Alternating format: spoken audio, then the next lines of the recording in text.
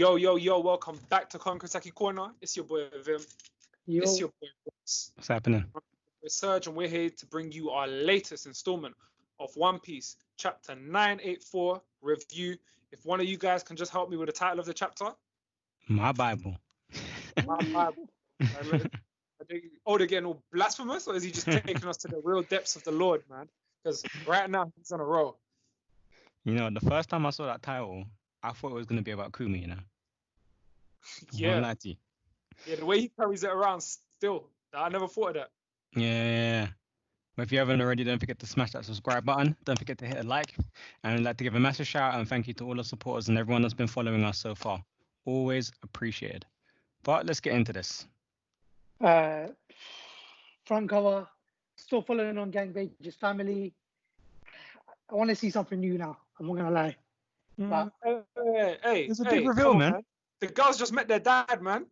Like, come on, man. Like they didn't know who their ugly dad was. Now they know who to blame for their bad looks. Come on, man. He had to show that. I'm sure he's gonna move on slowly. We'll keep it optimistic. Don't be pessimistic. I mean, let's keep it optimistic. I like that. Remember, this guy's the king of something, so yeah. I wonder what he's gonna reveal to them. Okay. This chapter was crazy. A lot has happened in this chapter. We'll start off with the beginning, right? Ulti and Page One are just shaking off what just happened. So they're not out for the count. They're not KO'd. They're not in a position where they can't move or anything.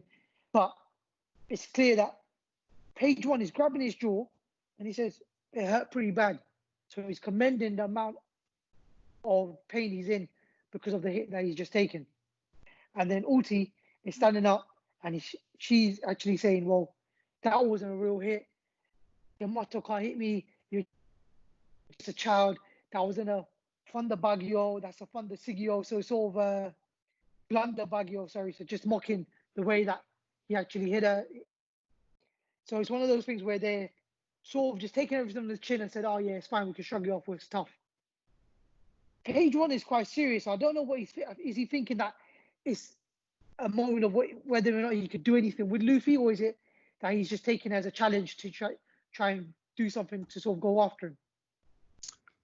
I believe it's more. So I think there's a few little kind of hidden messages in it. I think the first one is I think it just gives us an indication on a few different levels of power scaling. If we look at it correctly, like Page One was in his dinosaur form, which is not his strongest form, but he does say that I think it's just the impression of I took him too lightly because he dislocated my jaw. Like he packs a punch in it. But if we go back in time, when he fought Sanji in the raid suit, he had to go into his hybrid form. So it kind of shows you like subtly like where Sanji's at. You know, like to say that Sanji obviously forced him out of that form. I think they're basically saying Luffy would need to go Gear 4 to beat them. Like they can still fight, but he's saying like like even in that form, the guy's a problem. So the next time if they do engage Luffy again, they would probably want to go into their hybrid forms just from the get-go.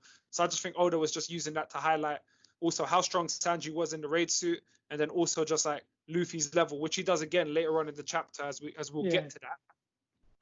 I think the parallel is I think Luffy even understood that, and like you just said, he needs to go Gear 4 because when he got overpowered, he wasn't ready for that. So for him, I can't be normal. I've got to go to the fullest as I can to even fight on this level. So wasn't he about to jump into Gear 4? Ooh. Yamato and Luffy. Yamato. They have a little skirmish, little conversation, just a back and forth. Luffy's in a state of get out of my way. I'm in a rush. Yamato is trying to explain to Luffy, just give me 5 seconds. Give me a second, let me explain something to you, let me explain, calm down, let me talk to you. And just about as it's going into an in-depth conversation, we get into a new scene. But what's interesting is that when they're clashing, everyone else is just standing and watching by. They don't want to get involved. Yeah. So it's pretty much one of those where that's the big boy fight. We're not touching that. We don't even want to know what's going on in that situation. Mm-hmm. Now, I've checked in a few places about this. Now, do you reckon it's even worth the mention about Luffy showing somewhat distrust to Yamato at this stage? Nah, I think when you look at the kind of the dialogue that they're having, it's more. Vim wouldn't get into the detail, but he says to Yamato, like, he's willing to listen, but Yamato's trying to tell him to come with him. And he's saying, like, if you can't drop it in 5 seconds now, I ain't rolling with you. I'm busy. So that's why they're scuffing. And obviously we learn later on why that is, because Luffy does give in. And I think that goes further to show that Luffy does trust Yamato. I can see the kind of, you know, Yamato being related to Kaido. Is there like a double agenda? I mean, I wouldn't like shut down that door at all. However, in the past, Luffy is always, his gift is like, he has that kind of tendency to be able to read people's intentions and character. Long before he had observational haki, he's always had that kind of instinct for winning people over, knowing who's on his side and who isn't, and how he can play with people. So I wouldn't kind of speculate that Yamato is crooked in any way. But echoing that, like the key even to the first interaction they had, Yamato grabbed Luffy and said, "Look, I'm not going to try and hurt you." And Luffy said, "Yeah, no, you're not. Don't worry about that. I'm not worried about that. I can sense you're not going to do anything." So going into that detail of, I just want to talk and I want to tell you certain things, but Luffy is on fight mode, so his focus isn't on having a conversation and learning about anything, because he's had all of that time while before when he was training. So he's not on that kind of, he's on the, where's everyone? He wants smoke. That's what he wants. He just wants to fight. Yeah. That's all it is. We'll get into the clash, and then we cut scenes because everyone's on side of them. So at this point, we know that they're in the background. We're going to get into that in a second.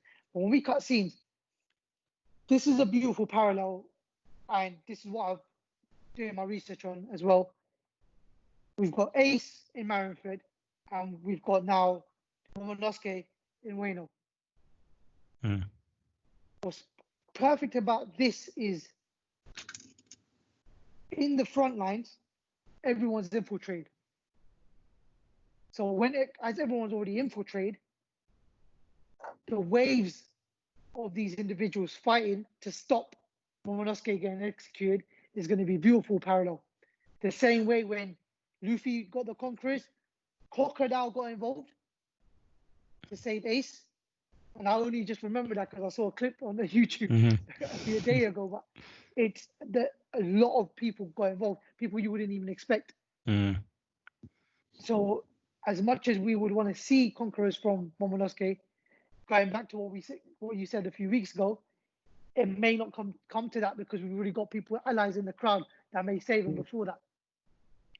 So then effectively, would you say the Tobi Roppo would be the Shishibukai to an extent? The top three, the commanders would be the Admirals, and then Kaido. Yeah. Fleet Admiral. Don't forget the Honor Wabanshua there as well, man. Geez, like, there's a lot of like kind of strong people there, but I think if he does Awaken Conquerors, it'll be more like to impress Kaido. It will indirectly to impress Kaido and to kind of block Orochi. But even if you look at the panel, you can kind of see Orochi has resentment towards Kaido because Kaido trying to put a twist on how he's going to execute Momonosuke. He's already not happy about that because he's so scared of the Kozuki clan that he just wants to make sure it's done. He probably wants to do it himself right now. So shook. Yeah, exactly. The thing is with Orochi, right? And this is how his character is like that. He's grimy. So him being under someone isn't his ideal, but it's a means to an end.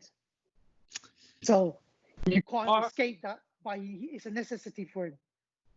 But this is the question: could Oda be throwing something in there to basically cause more like kind of dysfunction between Kaido and Orochi? Because obviously, you know what, all good, like, you know what, they're two crooked guys that don't really have the same agenda. Like, they're both using each other. Do you understand? And this could be like the turning point where he kind of sows the seeds to make them kind of fall apart. You know, obviously, I see Orochi dying by the end of this arc. There's no way I see him living. It's just a matter of how and by who. But I don't see like him and Kaido ending on good terms. Like, I can see him going over Kaido and then Kaido having to deal with him the way he dealt with that old bat. So yeah, I can see it being something like Kaido's about to do something that's going to end it, and Orochi will do something to just mess it up and throw him off a little bit, and then the opening comes. Then the only people to protect Orochi is Ono and Manchu. They're no match. Come on, man. I mean, look how big Jack is. Yeah. He was massive, bigger than Queen and King. Yeah. He is. He's massive. He is massive. You know, I feel we play a vital part then. Kanjuro might die for Orochi.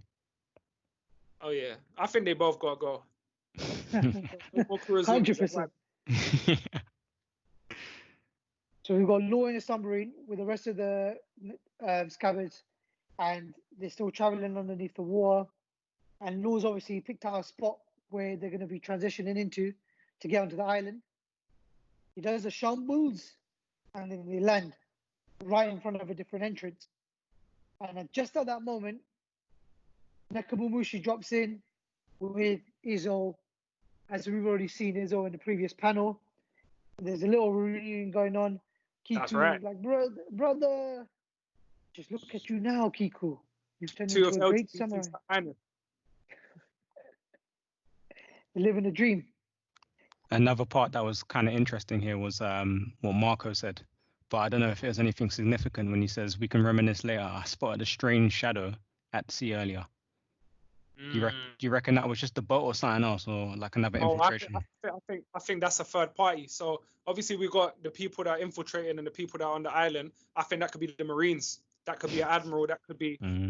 It's like we said. I think there's a lot of dirt. Like there's going to be a lot of people that are involved in Wano. More than this is going to be like Marineford. So I'm gonna go on a limb and say that that's one of the admirals.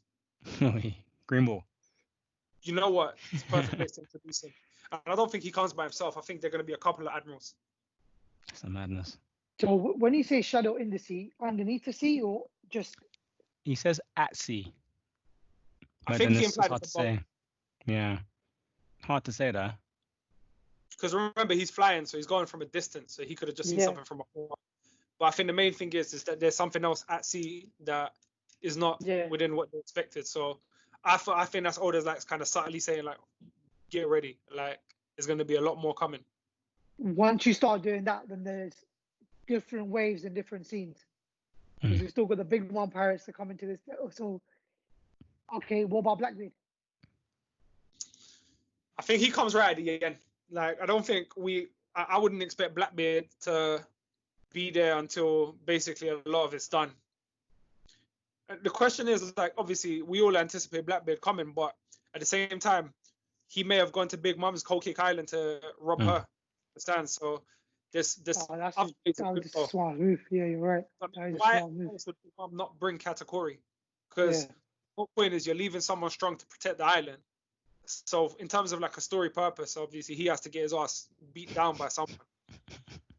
Because you know the big dog is not there, and if a Yonko comes, like he ain't on that level. You know he's on the similar level to Luffy. So yeah, that could be it. But I do expect like the thing is Blackbeard moves fast. He went to Impel Down and then to Marineford. So the chances are I could see him interrupting the ongoings at what's it called, Wano. Like he'll look at Big Mom and say thank you for the poneglyph, and then he'll at the same time take Kaido's life when he's wounded. Like he does a lot. Like when he starts moving, he moves quick. Like this is all planned. Yeah. Now you're right. He would come towards the end because he came towards the end for Marineford when things are already like sort of crumbling down into towards it. Yeah. So I definitely expect like Marines first, then Blackbeard. Seeing as Blackbeard's a guy that likes to recruit members on the go, who do you think he'll take out of this if he does? You think he'll recruit anyone from this war here? I think he could, like, if there's anyone left over from the Kaido, like the Beast Pirates, he could take something from them. Like, I mean, to be fair, I think most of them will fall. I mean, otherwise Blackbeard would be overpowered. But I could see him taking somebody, you know, that is like an outlayer. Like, I fully expect Queen to fall because we already know that Tobi Roppo will kill him anyway. I think King has to fall to Zoro, even though Big Mom was trying to recruit him.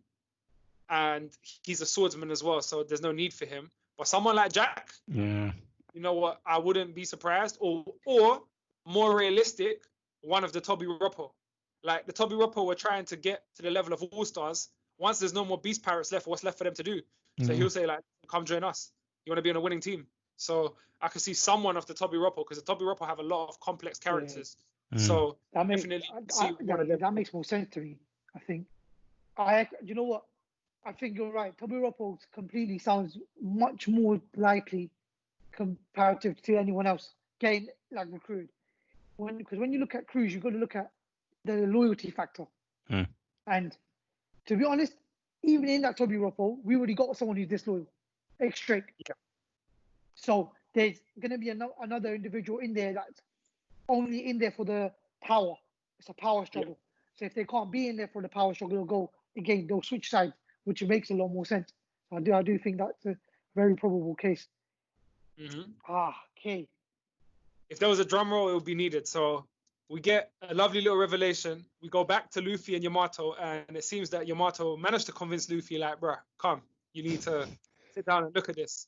And Luffy, obviously, whether he just agreed or he sent something about it, he went there. And Yamato has the memoirs of Odin, so we see that Yamato is an Odin fanboy, which is kind of like the death god references to the lost person. And, you know, I'm just going to say it, she obviously wants to be like Odin, hence she's kind of dressed in that kind of samurai attire, and she's trying to lead a life to be like Odin as a man. And I don't think it's done in the way of the same way, like I say, Izo and Kiku both they identify as females, which is, you know, Bon Clay identifies as, you know, however he wants. Whereas with Yamato, I think it's clearly like, and Oda does say Kaido's daughter in the official translation. So therefore, I think it's just, I want to be like Odin. And that's that. The only thing I think, what I find weird though, is obviously if Kaido knows he's got a daughter, why does he say, where's my son?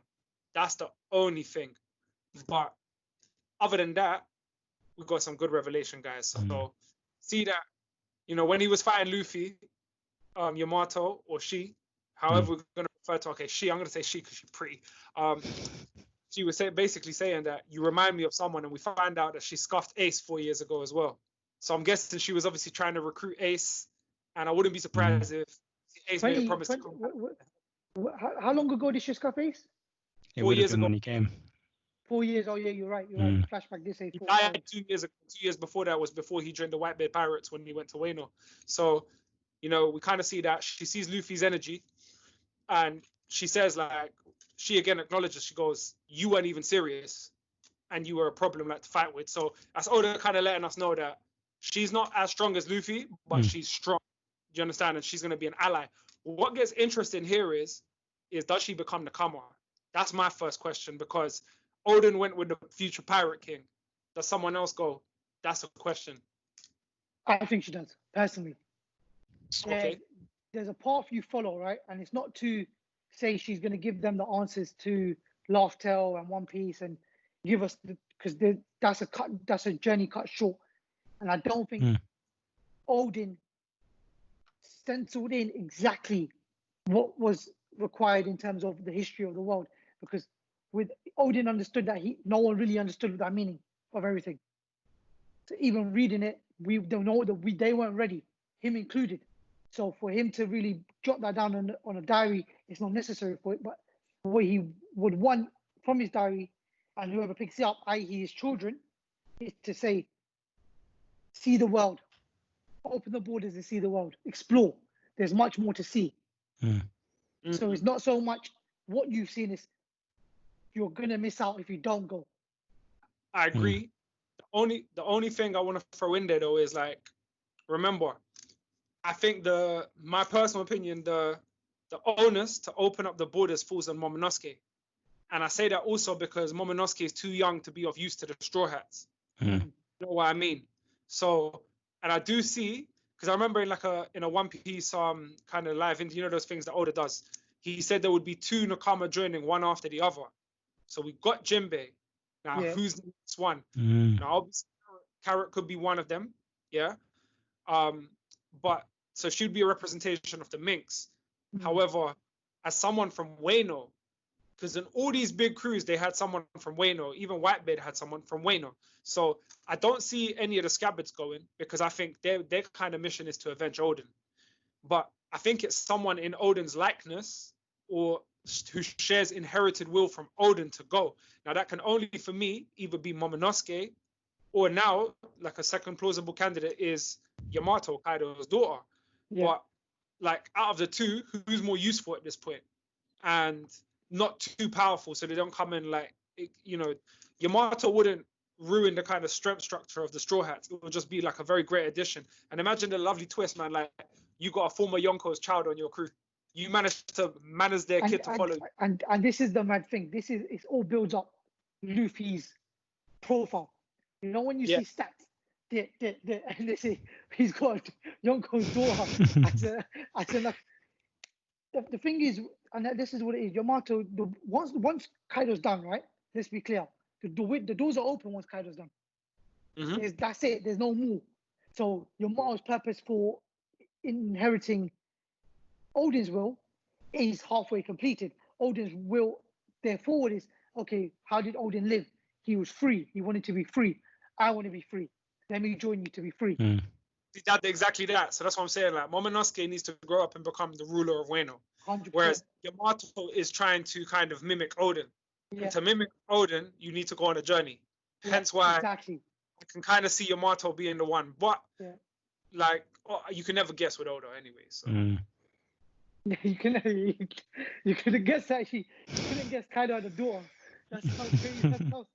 That's how twisted Oda can get with his writing. Crazy. Now, when Oda did that, I was like, I gotta pay more attention. It's like I feel like we're not focusing. We must have missed something. It's like, how do you not? Now it's like, now anything we predict here, I'm just gonna start saying it might be that, it might be that, it might be that. You might throw sign in the hat because you're never gonna know. You know, the thing is as well though, if you notice how Ulti and Page One talk, they never mention he. They actually they never say he. They say, where's your motto or where are they?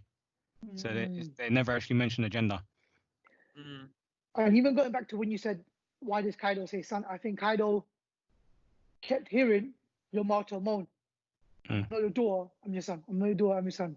Or some sort of parent-child feud. Again, she's chained. So she was locked up for running her mouth.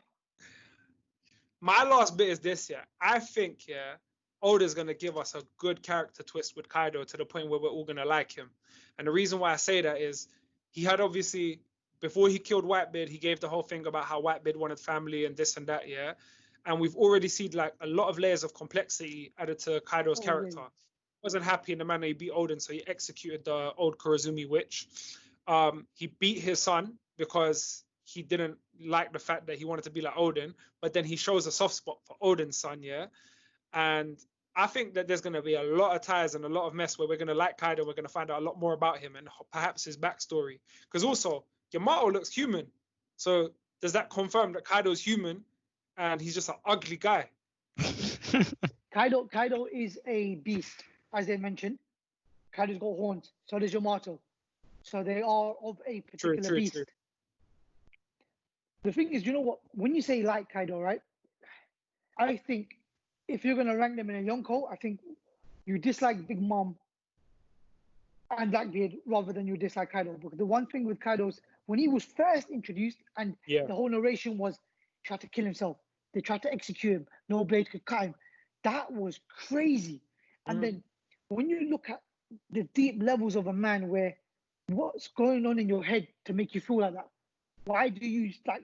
Why is it necessary for you to do that to yourself? When you've got so much in front of you, what is it?